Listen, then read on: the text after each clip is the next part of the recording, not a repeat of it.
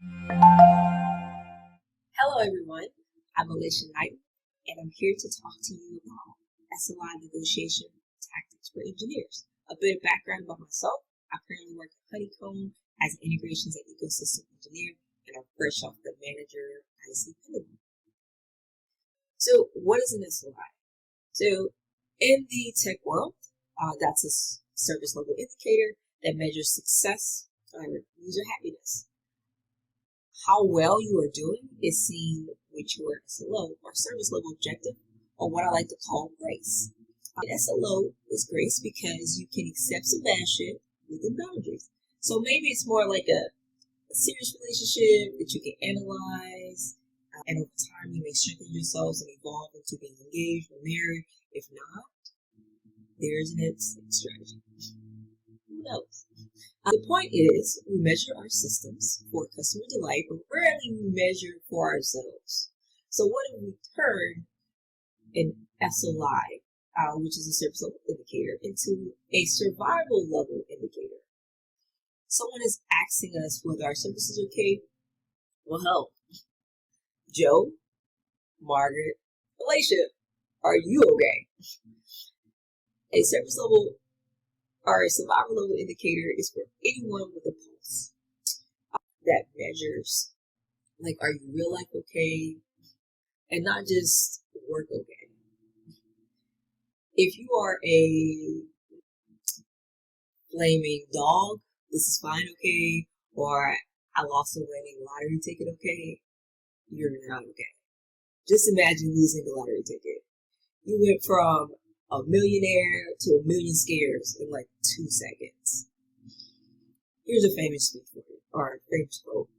A person is only as great as their best cup of coffee is a fact, said by approximately no one in 10. Well, I hope. And so with all that being said, we need to be able to measure ourselves. So how is a survival level indicator calculated? Well, let's do some math here. So SLI equals a me factor divided by valid moments. So what is a me factor? So me factor are things that make up the good parts of who we are and what we stand for. At any point in time, if that is compromised, then the best parts of ourselves cannot be brought to the table. Imagine if you cannot go to your kindergartner's graduation, or you were told that you needed to switch with someone around the time that you planned your vacation, that you planned for months, that you gave a lot of notice to. I don't know about you, but I'll go Super Saiyan and I will probably talk shit in private channels, because now you're impacting things that mean something for me. And valid moments are justifiable to you. And think about having, so we talk about me factor, the thing about having a valid moment are those things like you're okay with on call, or you're doing a few extra hours here or there because it's something that needs to happen. These are things that you can jump to that are valid, as well as going on vacation and things like that. And what are invalid moments? Well, I mean, that's up to you.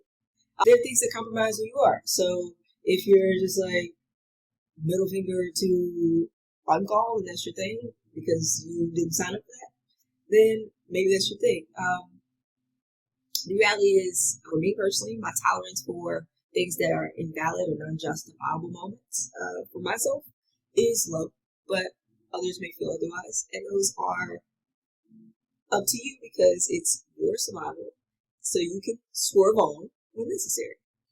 So, like any other SLI, you should assess it and calibrate who you are. So, define mutualistic expectations. As soon as you humanly can, always define your expectations and calibrate them. As dynamic as life is, so are we. So, we have needs, whether it's like leadership, more technical challenge, or easier load if we're doing a job of 9 people. So it can start off with a conversation like, hey boss, I'm tired of you and your shit. which is probably not a way to start a sentence. But maybe you should indicate to your boss that I see myself in X situation and I feel like I'm in X place. Do you agree? This sparks the conversation of discovering where you are and where you can go. And this works the other way around as well. Like, as a boss, it's not cool to force someone into leadership. Yet, it's totally cool to encourage and ask a person if they would like to be and where their current limitations are today. Let's talk about calibrating your calendar. So, calibrating no meeting Wednesdays or no meeting Thursdays, Fridays, whatever you decide. If you have it, stick to it. If not, get it. The idea is to have a bit of normalcy. Be able to guide yourself in such a way where you know that this particular day, for you to do certain things. And it's very transparent. This is my day, people. Leave me alone. Let me breathe. Also, defining weekly tasks. I'm terrible good at this. Spend a little time determining your goals for the week. And then those meetings that may not be that important, you could skip those or move them around to where you can accept these things. The reality is you want to be able to, in your own self, have some direction outside of we're doing this task, we're completing this. Being able to look at those small wins. And then get a hobby, folks. Like, hobbies spark a new perspective and a desire to dive into more things and to add to that me factor. They bring something out of you that others haven't or things haven't. So if you get a hobby, you genuinely become passionate about it. And so that brings in a new thing for you. And please, do a little friend nudging. So nudge your friends. Being healthy yourself requires being healthy for the folks around you. As you go through things in silence, so do others. So it might be a ring. Hey girl. Hey boy. Hey whoever.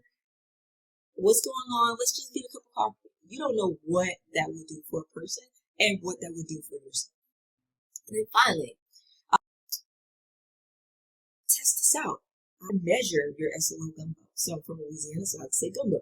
Test the ingredients in your meat factor to ensure that those components still make up who you are and make you a great worker, friend, parent, lover, or whatever. And that they're still flavorful to yourself and to others. Yes, you have to be able to stand yourself, and other people have to be able to as well. And no one is perfect.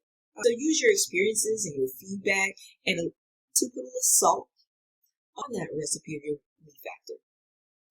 If your job is no longer for you, based on your expectations and your needs, that's okay.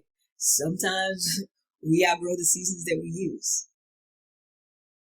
This tech stuff is so easy. Life, in general, is hard, it's challenging, and rewarding. So let's make sure we're smart.